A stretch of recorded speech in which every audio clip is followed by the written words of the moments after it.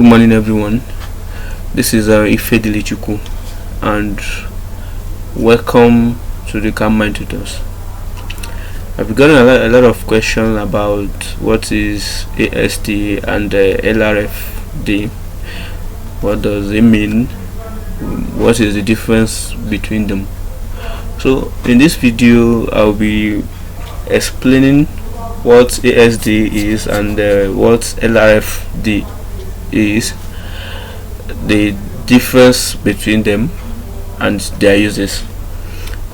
So in structural analysis, there has always been an assumption, right from time there was the days of trial and error in engineering. Let me say in engineering actually, but I want to be specific to civil engineering. There has been a lot of assumptions, trial and error, and if you go back to history, you could read about the failure of different structural design. So during those times, it has been about assumptions, and till today is one of those assumptions they made that actually worked. That is what we have been using to design today. The assumptions they made before they actually worked. So during those times, there's what we call the structural design philosophy. It's also an assumption which later worked, and that is what we are using up to today.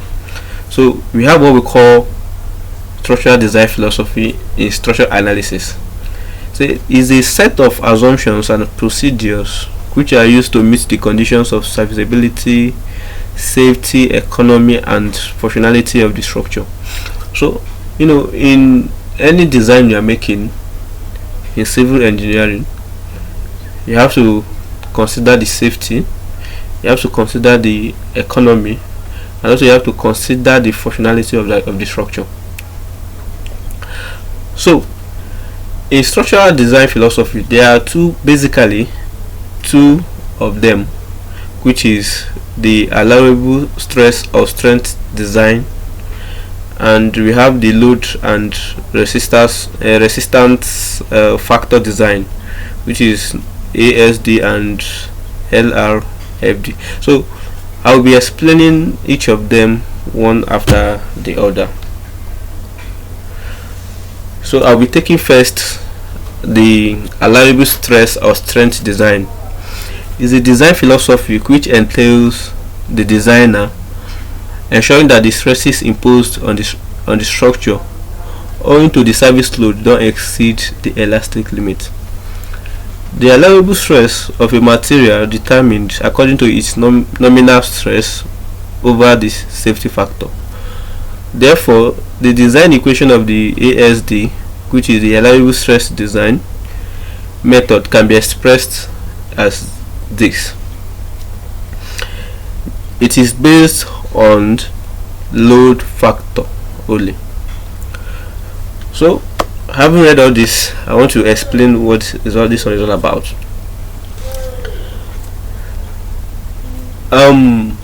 Let me use an example to illustrate this. Let's say you are a structural engineer and you want to design a table,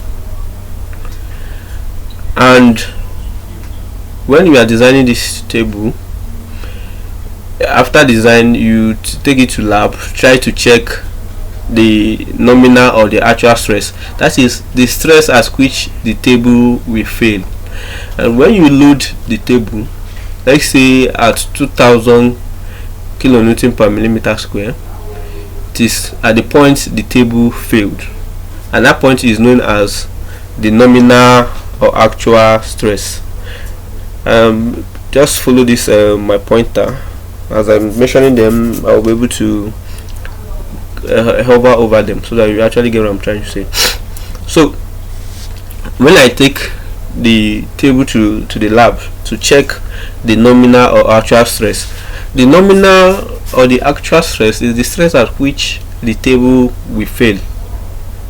So when I was loading it, then I discovered that the table failed at 2000 kilonewton per millimeter square. Okay, and I want to market this to the consumers. So for me to not to compromise the safety of the table, I will not actually tell the consumer the nominal or the actual stress. I have to apply a factor of safety.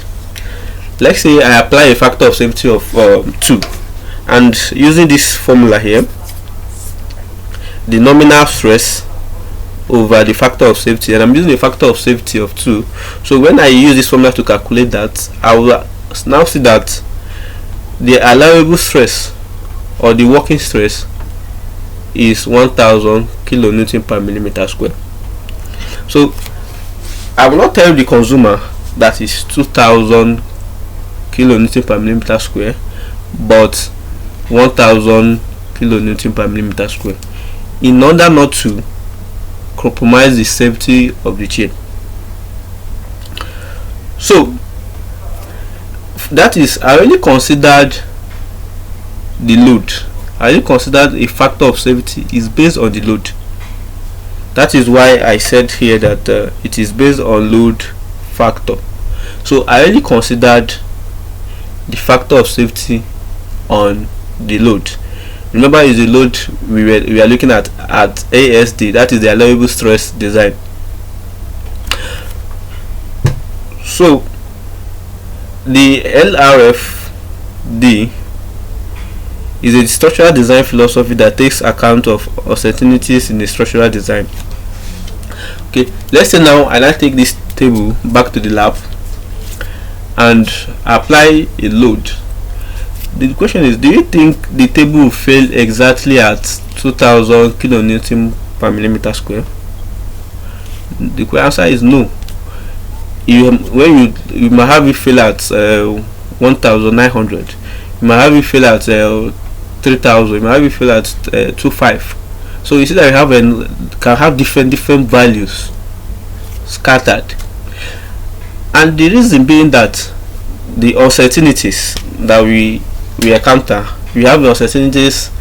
Being a human being, there's a human error. Where you applied the load on the table, the point you apply the load on the table will be different from where you apply it in the second time, because there will be an error. There's uncertainties that the material of that table, the modulus of the table of that table might be different as you move around the table. So and because of all these uncertainties, the chair will not feel exactly 2000.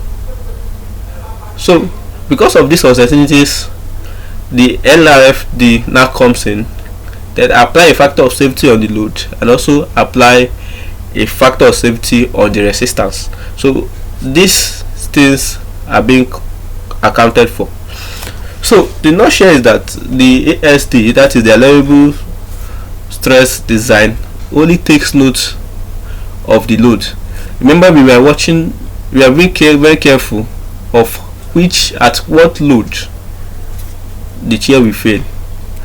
So, and when we discover maybe the 800 kilonewton, then the chair failed at 2000 kilonewton per millimeter square. So if you apply a factor of safety, you might be having 400. You are telling the consumer that the allowable load or they should put on the table is 400 kilonewton, in order not to compromise the load, in order not to compromise the safety of the chair, of the table, sorry. So we didn't account, the ASD don't account for uncertainties like the young modulus of the material, or the modulus of the material not being uniform. There may kind of slight difference, and also there is uncertainties of there are many uncertainties that could occur. So because of that, the LRFD comes in to take care of those uncertainties. So in high-rise buildings, in the massive structures, structural engineers make use of the LRFD. Recently, most structural engineers use the LRFD because it accounts for uncertainties, and mostly where the ASD is used in a simple structure, maybe in a residential home. So that is the difference between the ASD and LRFD. If you like this video, please subscribe, click on the like button so that YouTube will recommend this video to other people, and also hit the notification button so that when I upload new videos you'll be notified. Thank you for watching. Have a nice day.